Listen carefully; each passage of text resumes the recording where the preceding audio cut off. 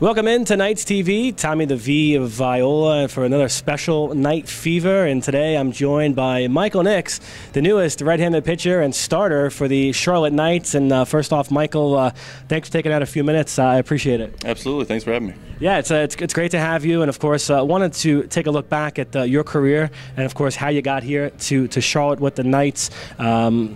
Today we found out that you were named Pitcher of the Month for the month of May during your time with Sugar Land. And that's where I want to start. You spent the past 5 seasons in the Atlantic League and independent baseball, and now back in affiliated ball. Well, what's that feel like for you? You know, it's been a grind. Minor leagues have always been a grind, but then going to independent ball for the last few years, we've had a lot of fun. Obviously, the ultimate goal is to get back here, and after 5 years, it's truly a blessing to be back and have another opportunity.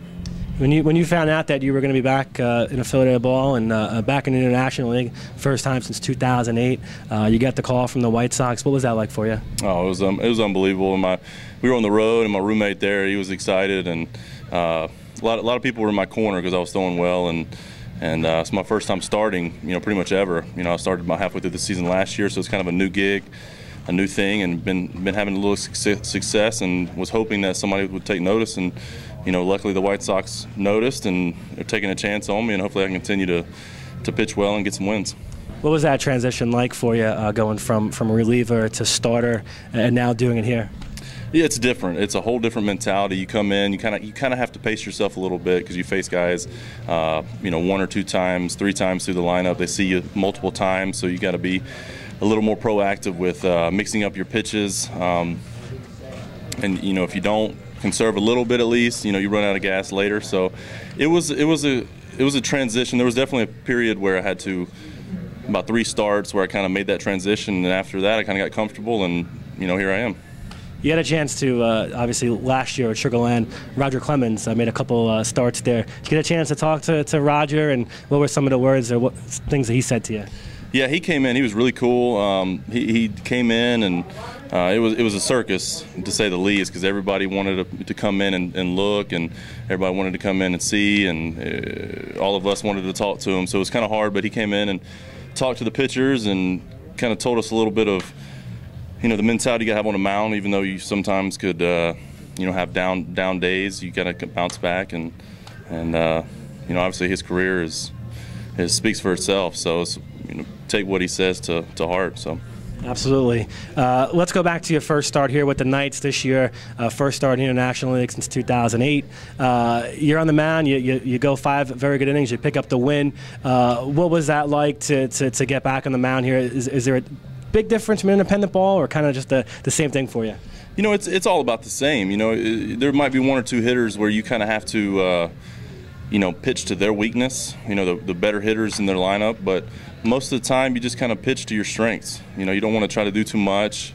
You want to stay within yourself and pace yourself a little bit and get outs and trust your defense. And that's kind of what I'm hoping to do here, is pound the zone, not get behind guys, give guys, walk guys and that kind of thing. But the difference is there's not much difference. A lot of guys in the independent ball, the Atlantic League especially, have a lot of big league time already and AAA time. So the experience is there. It's just kind of I think a pretty good building block and a smooth transition for me so far.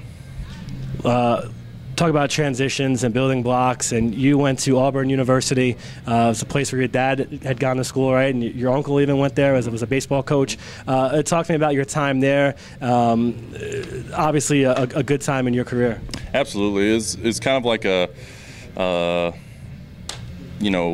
my uncle coached there, my dad went there, my mom went there, my cousins went there. I grew up in Auburn, so it was one of those not really, kind of expected. My parents always joked, it's like, you can go wherever you want to, but you're going to have to figure out a way to pay for it yourself. So there was a little pressure there, but I wanted to. I've been an Auburn fan my whole life, and my experience there was great. Coaching staffs there were great.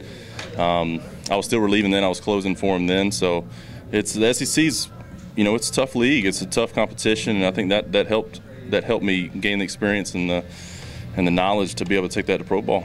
Yeah, you took it to pro ball, and then you were drafted in the 11th round, 2005, Atlanta Braves. You remember that day?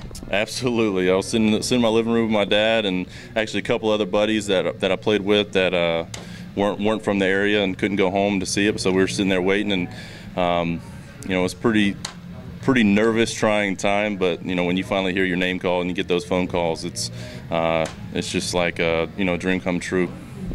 Last thing for you, we play a game called Triple Play. I ask you 3 questions, and you give me the first answer that comes to your mind. What's the top song right now on your iPod? Ooh, let's go "Better Days" by Amos Lee. All right, and I know you had a walkout song the other night too, and you're a big music guy. Yeah, I don't really have a specific favorite genre, but I like it all, and I kind of will put my iPod on shuffle for all my songs, and there's no telling what comes up. Favorite late night snack? What is it? Ooh, cereal. Cereal. Yeah, dry cereal. No, Frosted Flakes have been recently. I'm a big snacker, so late night I'll grab like a little cup of Frosted Flakes and go lay down. I like to snack while I watch a movie or something. Sounds good. Last one. What's the best piece of advice you've ever gotten, and who gave it to you?